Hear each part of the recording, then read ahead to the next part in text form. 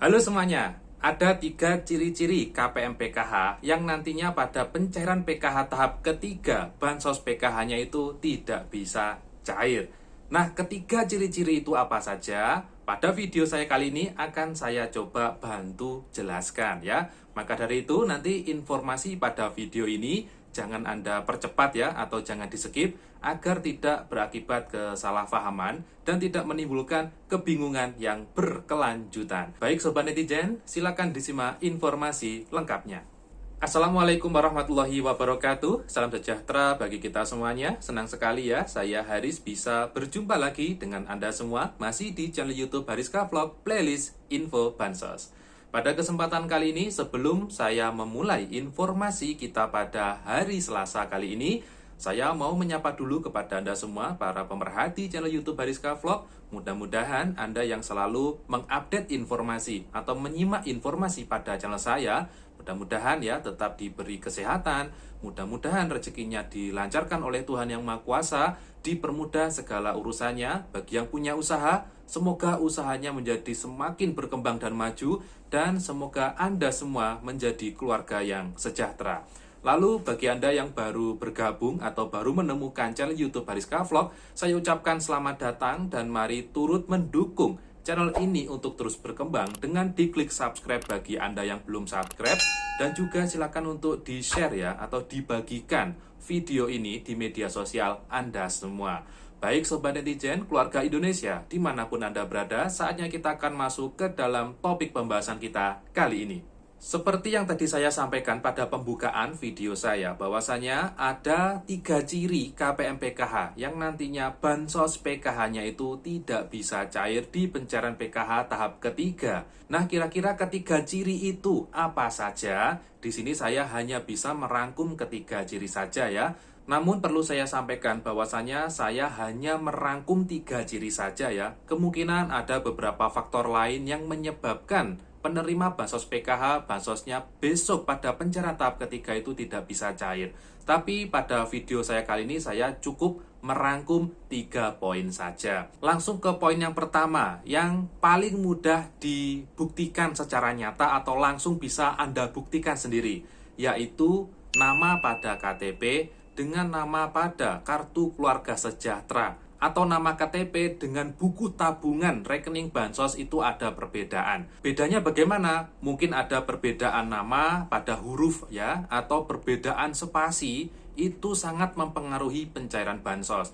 Di mana ada perbedaan sedikit saja baik hurufnya atau spasinya, itu berakibat bansos PKH-nya itu tidak bisa cair. Karena itu nanti kaitannya dengan OMSPAN atau Online Monitoring Sistem Perbendaharaan dan Anggaran. Ciri yang kedua yaitu KPM tersebut atau penerima bansos PKH tersebut masuk ke dalam data verifikasi ketidaklayaan.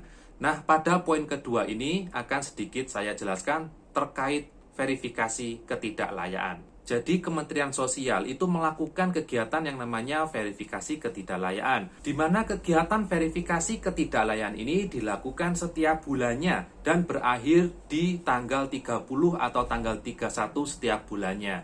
Kemarin pada bulan April juga dilakukan kegiatan verifikasi ketidaklayaan. Pada bulan Mei ini nantinya juga akan dilakukan kegiatan verifikasi ketidaklayaan.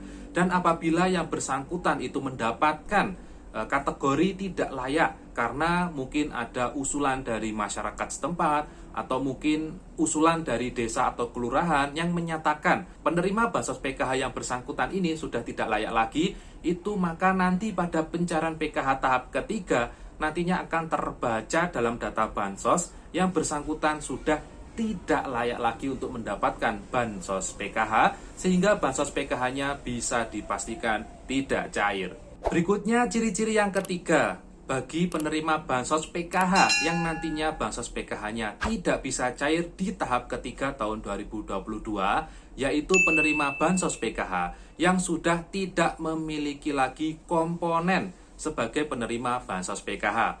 Nah, terkait komponen ini, mungkin dari Anda penerima bansos PKH baru atau validasi ya, belum memahami secara detail terkait komponen PKH. Jadi di sini saya akan coba menjelaskan sedikit saja.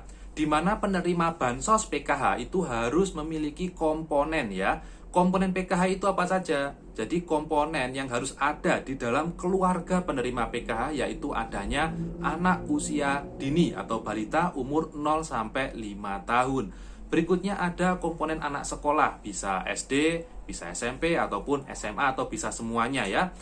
Berikutnya ada komponen lansia, di mana lansia ini umurnya adalah 60 tahun ke atas. Berikutnya ada komponen disabilitas berat. Apabila penerima PKH pada bulan April atau Mei atau Juni mendatang ternyata sudah tidak lagi memiliki komponen sebagai penerima bansos PKH, maka nanti di tahap ketiganya kemungkinan besar bansos PKH-nya itu juga tidak akan cair. Misal contoh gini ya, misal contoh dalam satu keluarga penerima bansos PKH itu ada ibu, ada anak. Nah, anak ini sekarang sudah kelas 3 SMA dan pada tahun 2022 ini anak yang bersangkutan ini sudah lulus dari SMA pada bulan Mei atau bulan Juni ini sudah menerima ijazah. Maka pada data Dapodik atau data kependidikan gitu ya, anak ini akan tercatat sudah lulus. Dan ketika anak ini sudah tercatat lulus dalam data Dapodik, itu nantinya akan ngelink ke data Bansos dan di sana akan terbaca bahwasannya anak ini sudah lulus. Kalau sudah lulus, bagi penerima bansos PKH itu sudah terbaca tidak lagi memiliki komponen sebagai penerima bansos PKH. Ya mungkin untuk BPNT-nya kemungkinan itu masih bisa cair ya, karena untuk BPNT tidak melihat adanya komponen ya. Untuk BPNT kalau dia memang masih layak maka dia juga masih bisa cair asalkan datanya itu valid. Nah, tadi itu ya, ada 3 ciri yang saya rangkum ya, saya pribadi yang merangkum terkait KPM PKH yang nantinya bansos PKH-nya itu tidak bisa cair di pencairan PKH tahap ketiga tahun 2022 atau pencairan PKH kuota bulan Juli, Agustus, dan September. Di mana rangkumannya, yang pertama yakni adanya data yang tidak valid atau tidak padan ya, baik antara KTP dengan kartu KKS-nya itu tidak sama, atau KTP dengan buku tabungannya juga tidak sama, atau data Dukcapilnya itu tidak padan sehingga nanti juga akan berpengaruh kepada bantuan sosial. Ciri yang kedua yakni KPM PKH tersebut masuk ke dalam daftar ketidaklayaan sebagai penerima bansos PKH. Ya mungkin keluarga tersebut pada bulan ini ekonominya sudah semakin meningkat sehingga sudah dikategorikan mampu atau sejahtera ya. Ciri yang ketiga yaitu KPM PKH tersebut tidak lagi memiliki komponen sebagai penerima bansos PKH. Nah, tadi itu ya ketiga ciri yang bisa saya rangkum ya terkait pencairan PKH tahap ketiga.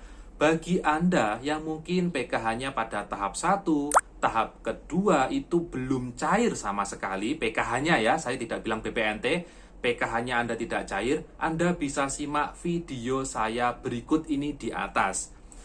Bisa Anda klik itu videonya atau Anda bisa juga klik nanti linknya pada deskripsi di bawah ini atau di deskripsi pada video saya kali ini. Di sana saya sudah coba membantu menjelaskan ya kenapa kok bansos PKH pada tahun 2022 ini atau mungkin sejak tahun 2021 bansos PKH-nya itu kenapa kok tidak cair. Di sana sudah saya bantu jelaskan secara detail, mudah-mudahan Anda bisa memahami dan mudah-mudahan nanti juga ada solusi yang bisa ditempuh. Baik ya, mungkin itu dulu informasi yang bisa saya sampaikan pada kesempatan hari Selasa ini. Semoga informasinya bermanfaat. Ketemu lagi dengan saya Haris di video saya berikutnya. Mohon maaf kalau ada kesalahan kata dan ucap dan wassalamualaikum warahmatullahi wabarakatuh.